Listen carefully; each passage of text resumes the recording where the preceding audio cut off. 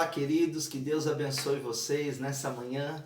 Estamos hoje em mais um dia da nossa jornada de fé e eu estou muito feliz com você, querido. Muito feliz por ver você acompanhando cada um dos nossos dias aqui em que estamos aprendendo e crescendo na presença do Senhor como igreja. E o livro que escolhemos é Uma Vida com Propósito, Rick Warren. Tenho certeza que Deus tem falado ao seu coração nesses dias. Hoje, no capítulo 6, nós vamos falar: a vida é uma atribuição temporária. Você já parou para pensar que nós não fomos criados apenas para esse mundo? Eu e você não fomos criados apenas para esta terra. Aliás, essa casa não é o nosso lar definitivo. A vida é apenas uma atribuição temporária. Aquele período onde seremos preparados para a eternidade, que é o que de fato Deus criou a mim e a você para sermos seres eternos. Então você vai nessa manhã, nesse dia, não sei, manhã, tarde ou noite, conforme você propuser no seu coração, você vai meditar no capítulo 6 do nosso livro e seja edificado. Que Deus abençoe você, tenha uma boa leitura e deixe Deus falar ao seu coração. Uma Vida com Propósitos, de Rick Warren. Dia 6. A vida é uma atribuição temporária. Senhor, faze-me lembrar de quão breve será o meu tempo na terra. Faze-me lembrar de que os meus dias estão contados e que a minha vida é efêmera. Salmos capítulo 39, versículo 4. Viverei poucos anos aqui na terra. Salmos 119, versículo 19. A vida terrena é uma atribuição temporária. A Bíblia é cheia de metáforas referentes à natureza breve e transitória da vida terrena. A vida é descrita como uma neblina, uma estreita passagem, um sopro e um fio de fumaça. A Bíblia diz: nascemos ontem e os nossos dias na terra passam como a sombra. Jó, capítulo 8, versículo 9.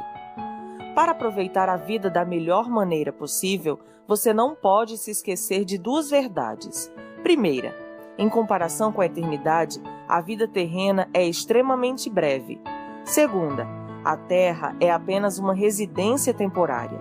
Você não ficará aqui muito tempo, então não fique muito apegado a este mundo. Peça a Deus para ajudá-lo a ver esta vida tal como ele a vê. Davi orou. Então finalmente pedi a Deus: Senhor, mostra-me o pouco tempo que me resta aqui. Mostra-me como a vida é curta e eu sou frágil. Salmo 139, versículo 4. A Bíblia compara várias vezes a vida terrena a uma habitação temporária em um país estrangeiro. Aqui não é seu lar permanente nem seu destino final. Você só está de passagem. A Bíblia usa termos como forasteiro, peregrino, estrangeiro, estranho, visitante e viajante para descrever nossa breve estada nesse mundo. Davi disse: sou apenas um peregrino na terra, lá em Salmo 119, versículo 19. E Pedro explicou: se vocês chamam a Deus de Pai, vivam como residentes temporários na terra. 1 Pedro capítulo 1, versículo 17. Muitas pessoas migraram de várias partes do mundo para trabalhar na Califórnia, onde moro, mas ainda são cidadãs de seu país de origem. É obrigatório que usem seu cartão de registro de visitantes, o Green Card, que lhes permite trabalhar aqui, embora não sejam cidadãos americanos.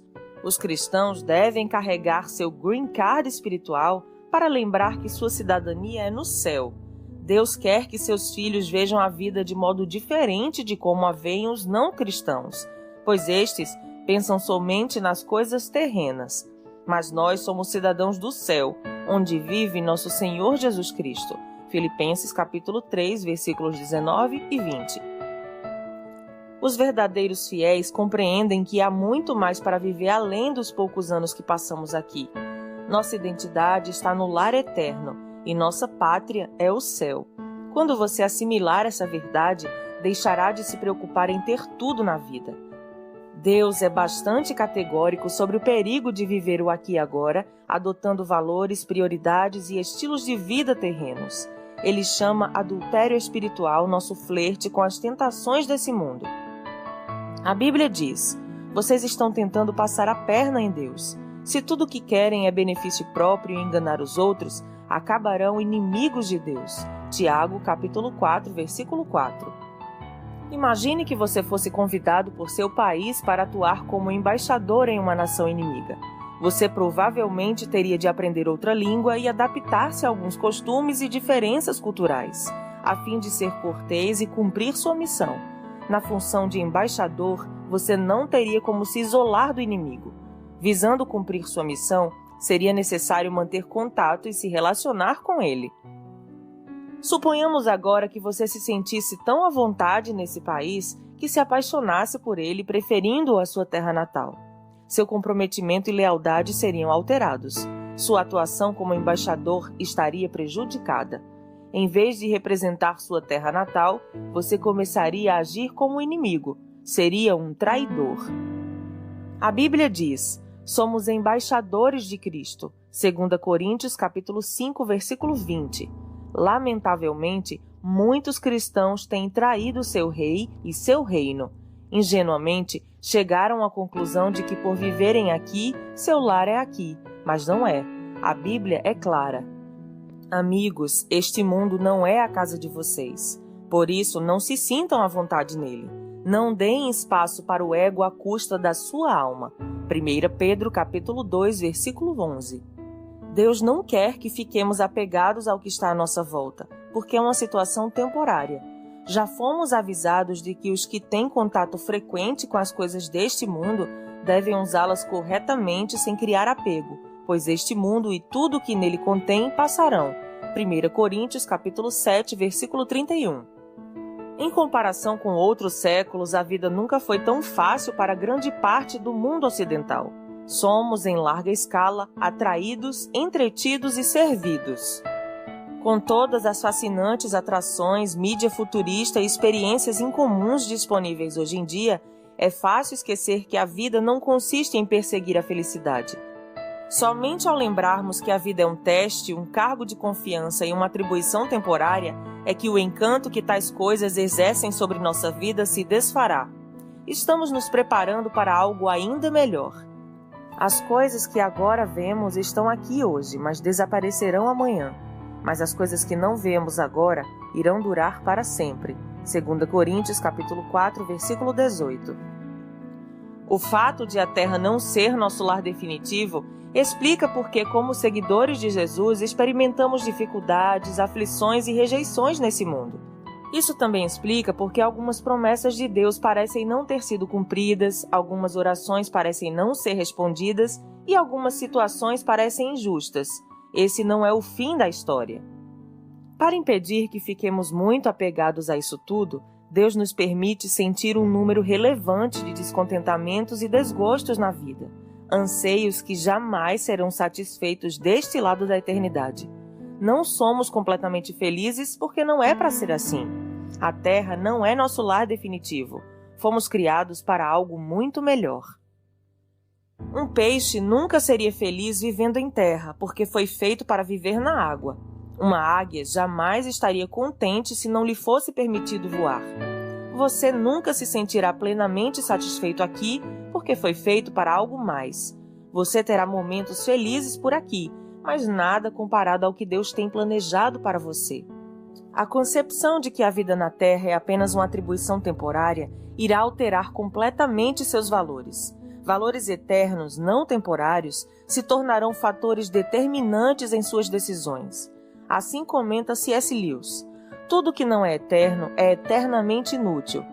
A Bíblia diz: assim, fixamos os olhos não naquilo que se vê, mas no que não se vê, pois o que se vê é transitório, mas o que não se vê é eterno. 2 Coríntios capítulo 4, versículo 18. É um erro fatal presumir que a meta de Deus para a sua vida é a prosperidade material ou a fama, como define o mundo. A vida em abundância não equivale à abundância material e a fidelidade a Deus não garante sucesso na carreira ou mesmo no ministério. Jamais concentre seus esforços em satisfações temporárias. Paulo foi fiel e mesmo assim acabou na prisão. João Batista foi fiel, mas foi decapitado. Milhões de fiéis foram martirizados, perderam tudo que possuíam e chegaram ao fim da vida sem nada nas mãos. Mas o fim da vida não é o fim de tudo. Aos olhos de Deus, os maiores heróis na fé não são os que alcançaram prosperidade, fama e poder nesta vida, e sim os que a trataram como uma atribuição temporária e serviram fielmente, aguardando a recompensa que lhes foi prometida para a eternidade. Eis o que a Bíblia diz sobre a galeria dos heróis da fé, honrados por Deus. Todos esses morreram na fé, não receberam as coisas que Deus prometera a seu povo, mas as enxergaram no futuro e ficaram alegres. Eles diziam que eram visitantes e estrangeiros na terra. Estavam esperando uma pátria melhor, uma pátria celestial. Deus, portanto, não se envergonha de ser chamado Deus deles, visto que lhes preparou uma cidade. Hebreus capítulo 11, versículos 13 e 16.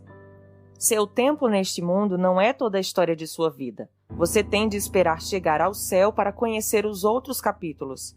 É preciso ter fé para viver neste mundo como estrangeiro. É bem conhecida a antiga história do missionário aposentado que vinha para a América do Norte no mesmo navio que viajava o presidente dos Estados Unidos. Multidões ovacionando, uma banda militar, um tapete vermelho, faixas e a imprensa festejavam o regresso do presidente. Mas o missionário desembarcou do navio sem ser notado. Sentindo pena de si mesmo e ressentido, começou a queixar-se para Deus. Deus então lembrou-o gentilmente: "Mas meu filho, você ainda não chegou em casa. Não serão necessários nem 2 segundos depois de você chegar ao céu para dizer: por que fui dar tanta importância às coisas temporárias? Onde eu estava com a cabeça? Por que gastei tanto tempo, energia e preocupação no que não iria durar?" Quando a vida fica difícil e você é subjugado pelas dúvidas, ou quando fica imaginando se viver para Cristo vale o esforço, lembre-se de que você ainda não chegou ao lar. Na morte, você não irá embora de sua casa, você irá para casa. Dia 6. Pensando sobre meu propósito de vida. Tema para reflexão: o mundo não é meu lar. Versículo para memorizar. Assim, fixamos os olhos não naquilo que se vê, mas no que não se vê, pois o que se vê é transitório, mas o que não se vê é eterno. 2 Coríntios, capítulo 4, versículo 18. Pergunta para meditar: como o fato de a vida ser uma atribuição temporária deve mudar minha maneira de viver nesse exato momento? Até o próximo áudio.